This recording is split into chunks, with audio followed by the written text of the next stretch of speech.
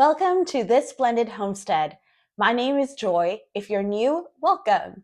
Today I will be sharing with you how I organize my seeds and plan my garden for the entire year. So I want to start off by saying that this is how I do my garden organization. However, because I'm a type A and I don't halfway do anything, I always go extra. There are a ton of ways that you can organize your garden, and it's just about finding out what works best for you and what works best for your personality. I have mad respect for chaos gardening and feral gardening, but to me, that is very stressful. I know the way I do things may stress people out. So if anything in this video speaks to you, then give me a like and subscribe to the channel so you don't miss any gardening content. The first thing that I do when I'm planning out the garden for the year is that I sit down and I really think about my overarching goal for the garden. Now, this may look different for you, but for me, being the first full year of gardening, I'm still in my experimental stage. I'm still trying to figure out what works best for me, what crops grow best in my climate and in my microclimate, and what we like to eat. So this is an experimental year, growing a little of a lot. So I will show you in future videos what varieties of certain things I'll be growing. It's going to be a lot because I don't know what works best for us. So I know that it's experimental phase. It's figuring out what works for me. And so the way I set up my garden is I'm going to focus on having enough room for the different varieties that I'm going to be growing. Next year, hopefully I will have the time to evaluate what worked for me and what didn't, and my plans will probably change for the next growing season. So if you are wondering where to start with your goals. For some people, their goal this year is a high production, high yield. They want to preserve, they want to store more crops.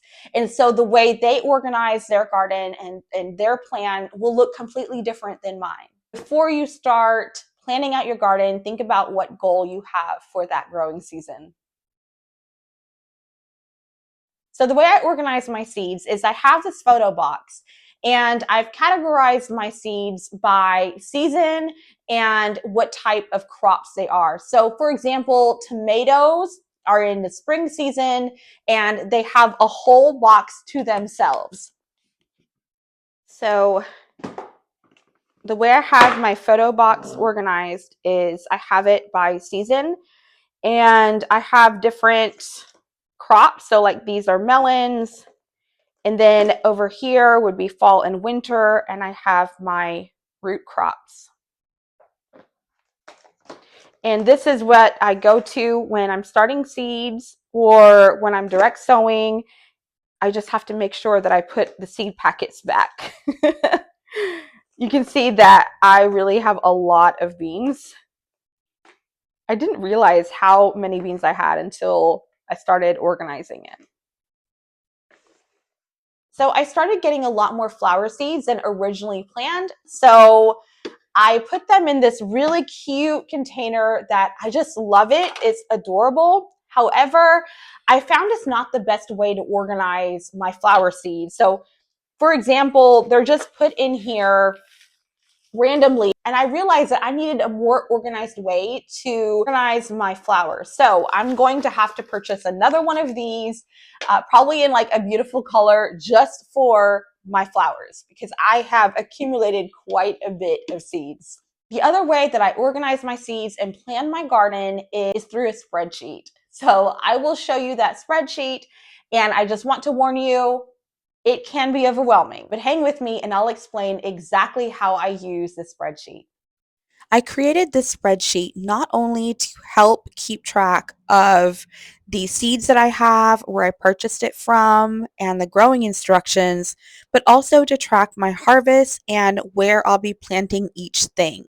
I know it looks overwhelming, but this was actually a great way for me to increase my knowledge of the plants that I planned to use in my garden. So the categories that I have include information that I think would be pertinent to being successful in growing whatever plant I chose. So I have the plant name, the variety, where it was purchased from, whether it's an annual or perennial, the planting season, planting method, planting location, and days to germinate, days to maturity, which I use quite a bit. Maturity height helps me when I'm planning how to lay out that certain garden bed or where I'll place that particular plant. Growing habit, growing condition, and the things that I use all the time are the needs, where whatever that particular plant needs to be successful, I have that listed on there that I can reference to. The other thing that I use quite a bit is harvest notes. So whether a flower or a plant needs to be deadheaded or not is very helpful. I don't use the sowing instructions as much because I use the packet on the seeds. Although some seed packets don't contain sewing instructions, so it's good to have that as a reference.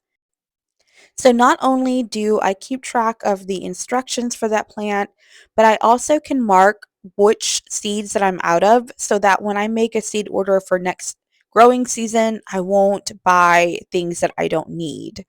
It's also good for me to mark whether I had great germination or if I plan to include that plant in my garden the following year. Again, this is something that I reference all the time. It is an initial investment of time, but it's something that has been very valuable in my gardening journey. Now we will segue into how I plan out my garden. Because I have a small space in my backyard, I have to be very strategic on what I plant and when I plant it and how I'm going to succession plant. So I am gardening in raised beds and containers. I don't do very well with drawing out a plan. I think that it's wonderful if you can. I do not have an artistic bone in my body, so drawing out and mapping an actual garden bed plan isn't for me. But what I find helpful is that I can organize the beds by season.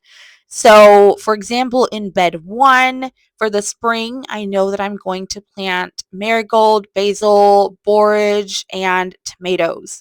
After the tomatoes are done, I have a plan for summer where I will replace it with some type of winter squash. Having my beds pre-organized, knowing exactly what I'm going to plant, roughly when, for the whole year helps me to focus more on the actual growing once the growing season kicks off and not necessarily should I plant this with this. I've already done all of that work. So, yes, it does take me time to plan everything out, but it helps save time in the long run.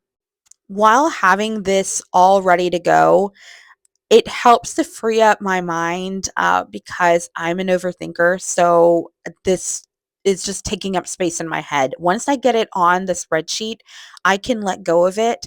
But at the same time, when I'm out in the garden and I have, let's just say a lettuce and I need to put it somewhere, even though it's not on the plan, I do give myself that permission to be flexible on where I put things. Now, where it gets a little bit complicated is when it comes to containers. The really large containers are pretty much designated for certain things like potatoes and tomatoes, but the smaller containers, it's really hard to keep track of them when I'm growing because I don't always update it. And so, even if I just know how many containers I have to work with and if I will have enough containers for the things I want to grow, that's helpful in and of itself. This spring, I'm adding what I like to call tomato row. It will be a group of indeterminate tomatoes, and this is the extent of my artistic skill, which is just adding a proposed what I would like for it to look like diagrams on my spreadsheet. On my spring prep garden video, I do show the execution of this plan, so check that out if you have not already watched it. On this page of the spreadsheet, I just have a basic what I'm going to start, direct sow or seed starting, when. And most of this I've already done. I do use my Google Calendar to plan out when I'll start it. So this one was more for a reference and just because I'm excited for the growing season and I just wanted to do something gardening related. This section of the spreadsheet talks about companion planting, which I don't really use this page as much. I'll use an app that I'll show you in a little bit. Now, this section of the spreadsheet is what I plan to use quite a bit. This is where I will track my harvest for the year.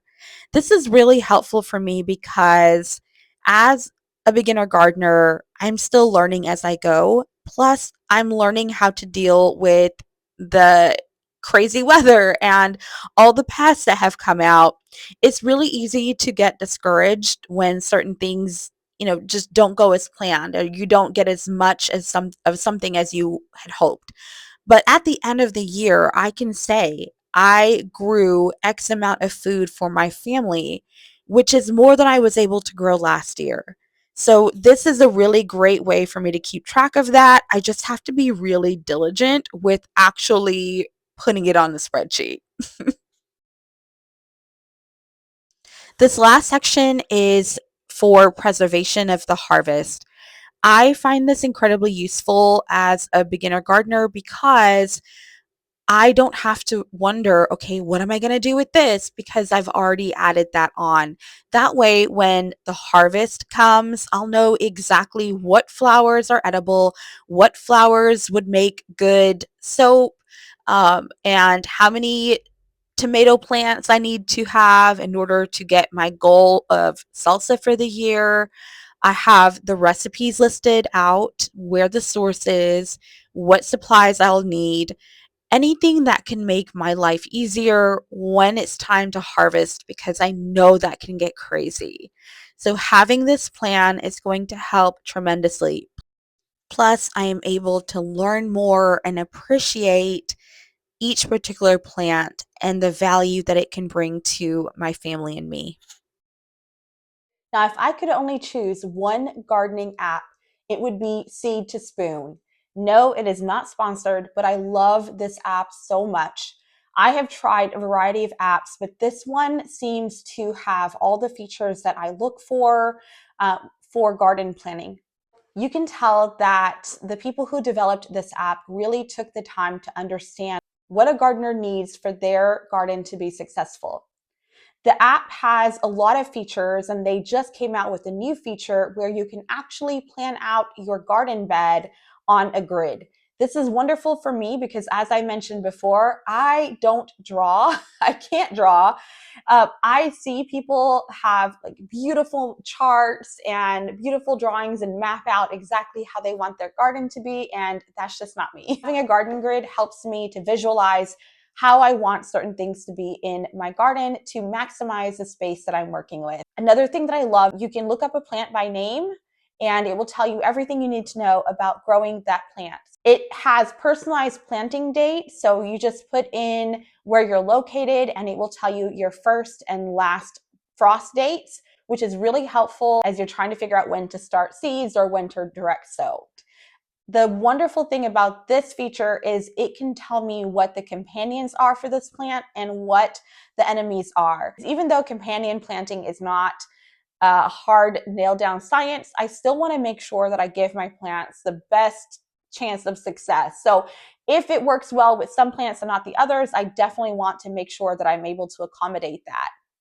There are a lot of features that are available for free. I actually have the paid subscription because of the extra benefits, but you certainly don't have to pay for it. It can be for free. There's a lot of free features on there that you can use. I highly recommend the Seed to Spoon app. I use it constantly. So that is how I plan out my gardening for the entire year. I hope that some of this was a help for you. If you have any questions, please feel free to comment and let me know, what system do you use to organize and plan out your gardens? I'll see you next time.